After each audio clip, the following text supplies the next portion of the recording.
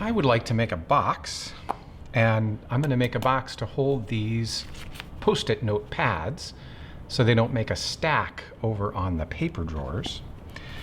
To begin with, I want to make a plan. So the first thing I need to know is how big is what I'm going to put in my box, and these measure out to be just a hair over 7.5 centimeters each direction. So these are 7.5 by 7.5 centimeters. So I'll save that information on my notepad. I want to make a box that allows me to learn the basic pieces of the equipment in the wood shop. So I'm definitely going to want to learn the bandsaw. I'll need that for almost any project. I'd also like to do something with the router table, because I know that's useful for lots of projects in several different ways. Almost always I'm going to end up sanding the end of my projects to smooth things out, finish off the outside surfaces so that they're nice, and then I'm going to need to fasten this together somehow. The most common method for that, the most permanent method we have, is glue. So I'm going to plan on using glue, and I'm going to use the brad nailer as well as clamps for this project, partly just because I want to use the brad nailer, and partly I already have in mind a part of my box in this case. There are lots of other choices I could make for things that I want, and if you go on after you do the basic box and you make the bonus box part of this project, you'll learn a couple of more advanced bits. We'll add the drill press to this list. We'll use the router table in a different way. So you have pretty much all the basics covered if you go through this sequence. Now I need an idea for my box. I'm going to put those Post-it notes in there. So I'm going to have Post-it notes sitting in a box somehow. And I think initially my first thought is that I'm going to put those in vertically.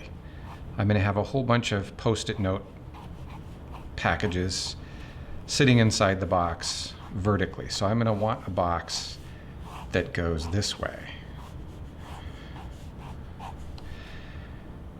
And yeah, I think that's initially a good idea, because if I put them stacked the other direction on top of each other, if I made them going this way somehow, then you could only get to the top one. You couldn't even see what the other ones would look like. So I don't really like that idea.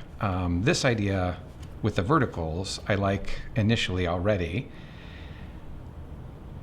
And it doesn't matter which direction they go in, because they're the same size both directions. This would allow me to put one in the middle. It doesn't matter what order. Yeah, I think that'll work for my basic box. So if I'm going to sketch my basic box out, now that I've thought about the idea just a little bit, I'm going to do this isometric. You could do this orthographically. I think it's easier to think in isometric. If you work toward that, I think you'll find it simpler to sketch and create ideas isometrically than it is orthographically. Orthographic really helps us work out what an object might look like from different sides, or clearly and precisely put measurements on a drawing. But I think easiest for sketching is the isometric form. So I'm going to really lightly sketch in my box. I'm going to start from the top and work down here, and put in my guidelines for the box that I'm drawing. And I know I'm going to have to put this in boards. So I'm going to have to put in thickness around these lines. I can't just assume that the lines are paper thin. And I think right off the top, I'm going to say I want this to be out of somewhat thin wood. I don't want to use centimeter thick plywood, for example. I'll go for that 0.5 centimeter plywood that we've got. That may mean for a project that you need to go back and look at what we've got. and see what's in the wood shop as you're starting to sketch ideas, just so that you have some ideas in mind about what you could use. And that's something that you can talk to Mr. Marzouk about, you can talk to Mr. Miller. We can all give you ideas about that. So there I've sketched in some guidelines for the wood thickness. That's going to come down and make something of a square end on my box. And I'm going to ghost over this so I can add the horizontal side that matches that at that angle.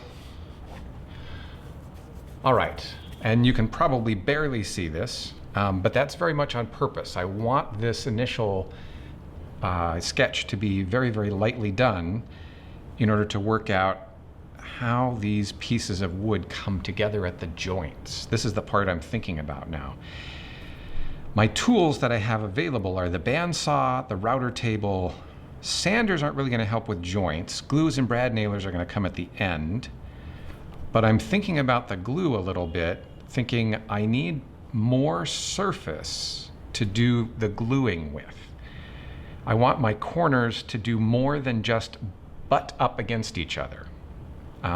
If they just come together on a flat edge, if I just have a surface where one board is like this, and the other board is like this, and they just have this flat surface here where the two boards come together, that's where the glue goes.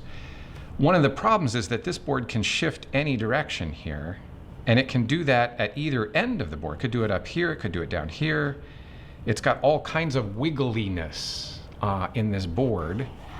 And when I'm gluing, the butt joint, just a very simple two pieces coming together at the joint like that, that joint is the simplest one to think of, but unfortunately it's one of the most difficult to create in the workshop without causing problems for yourself later in your project. It's very difficult to glue that, to hold it in place accurately while you put holes in for screws, to hold it in place accurately while you nail it. It's just a difficult joint to work with, even though it's really easy to think of and sketch. So I never recommend this joint for almost any project, almost any case actually. There are very few situations where I would say a butt joint is a good choice. There's almost always a choice that's slightly more difficult to work on sketching, slightly more difficult to think about, and significantly easier to work on in the workshop. In this case, we're going to focus on using the bandsaw for the joints, and I'm going to make what's called a cross halving joint.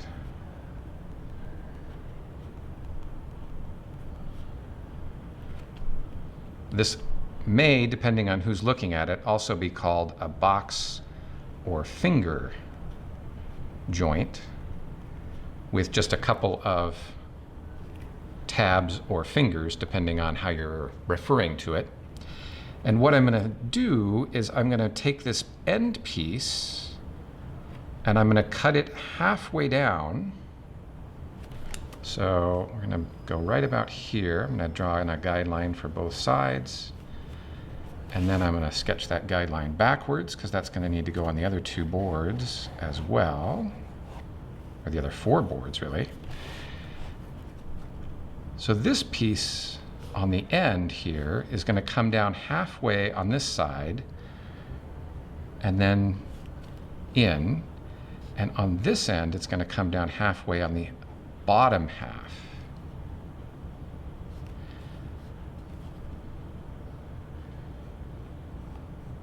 The top half of that end is going to be this end board,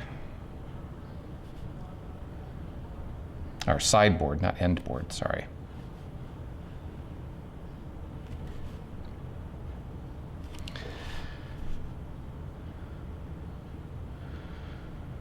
So I can already sketch those parts in because they're going to belong to my final idea.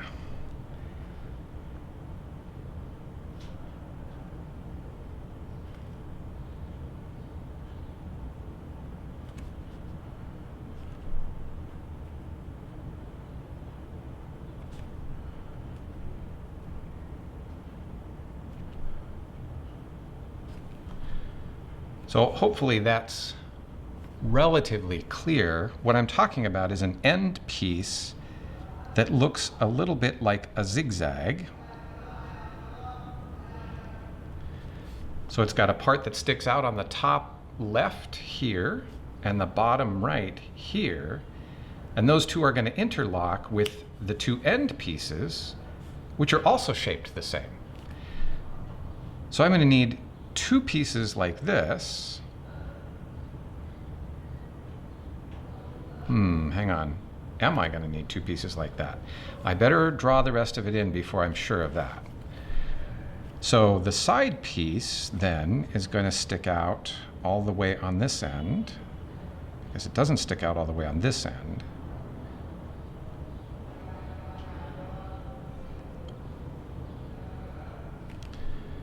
So here it's at the top, and it's going to come down halfway. And let's sketch in a little guideline for how thick the wood is.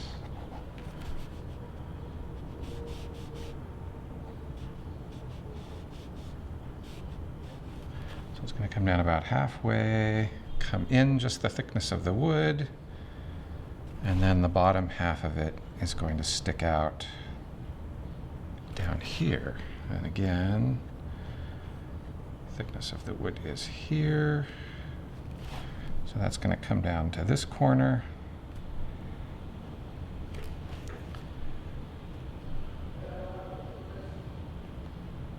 And that piece is, so I'm going to shade in my side piece just to make it a little bit clearer which piece goes where.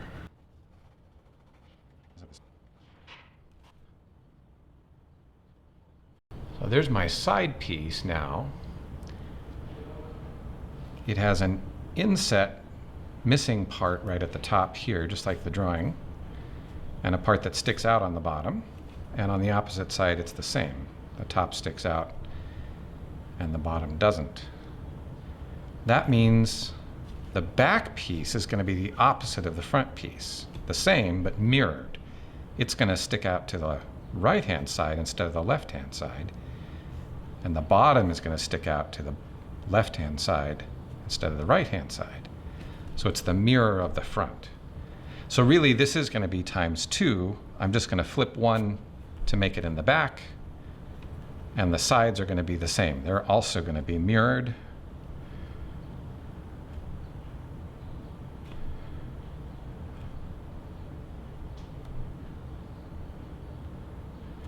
And I'm going to have 2 of those.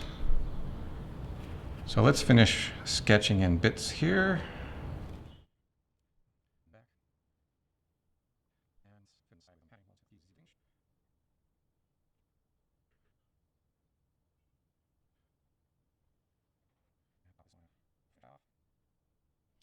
There we go.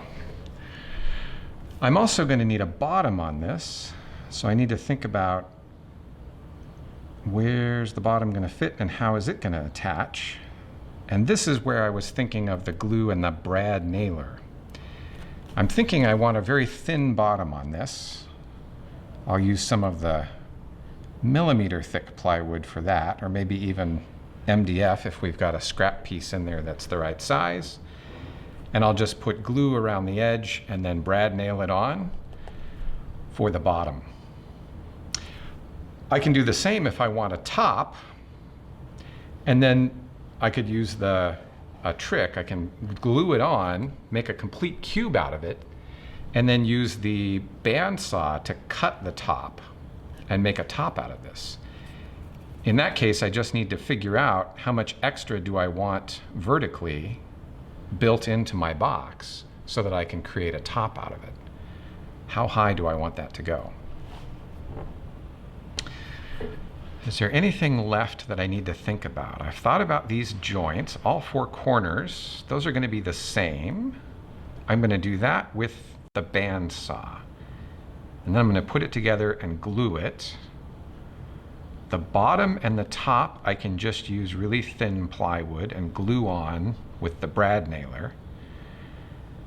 And then I'll use the router table to smooth out these edges, these corners, where I've made the cross halving joints, if there's any sticking out, there's a technique with the router that I can use called a flush trim that'll bring this flat to the surface that it's matching.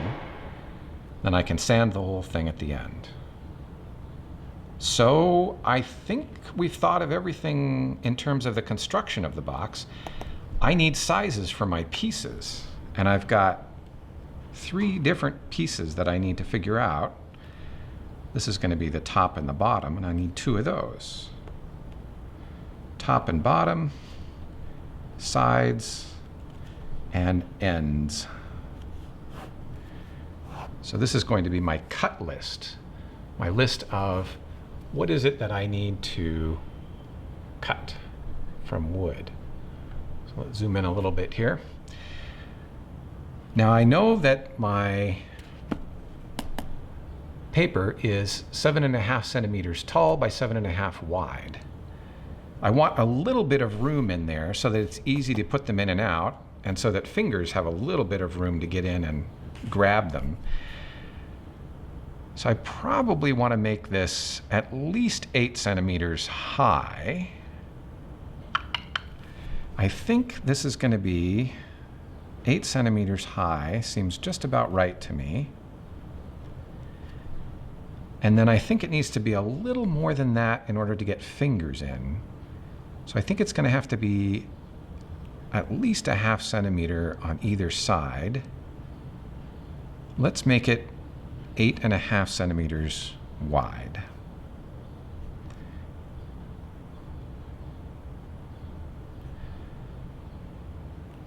Now that, if I think about it, that piece, yeah, I'm going to put the bottom flush on the bottom, so the piece should be the height that holds, and the width should match with enough room for fingers. Oh, but I didn't calculate the thickness of the wood in there. So the whole piece is going to have to be wide enough to account for the thickness of the wood that I'm using. And if I assume wood is a 0.5 centimeter thick, then I need to make this 9 centimeters, because it'll need a 0.5 centimeter on either side. No, that's the height. The height can stay 8 centimeters. This one needs to be 9.5 centimeters, because that's the width. So then the sides, how much do I want? I want it to be a little longer than it is wide. So if it's going to be about 9.5 centimeters wide, let's make it about 12 centimeters deep.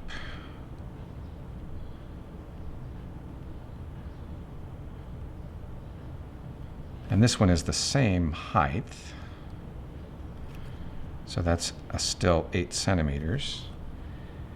And in this case, I don't need to worry about the accommodating for the sides, because I'm not trying to fit a specific amount in there. I'm just trying to make it roughly rectangular, a pleasing shape. So then my bottom is going to be as wide as this, so 9.5 this way, and as long as this across the bottom, so that's going to be 12 centimeters, and that will be just big enough for the top and the bottom. And if this is just a little bit too big, I can use the router table technique again to use that flush trim and bring it exactly even with the sides that it belongs to. So it's okay if I make those just a smidgen big, and I need to keep that in mind when I'm cutting things. I'd rather go a little bit bigger than I need than a little bit too small. So here's my plan. It looks like I'm ready to start because I have my box figured out. I know my joints. I know how things are going to fit together, all different pieces. If I decide to make a top for this, I can just trim off the top 0.5 centimeter, and that still gives me enough room to fit everything in there. And I know the size of the pieces I need and the number of each piece, in my cut list. So I think I'm ready to go. This is a cut list.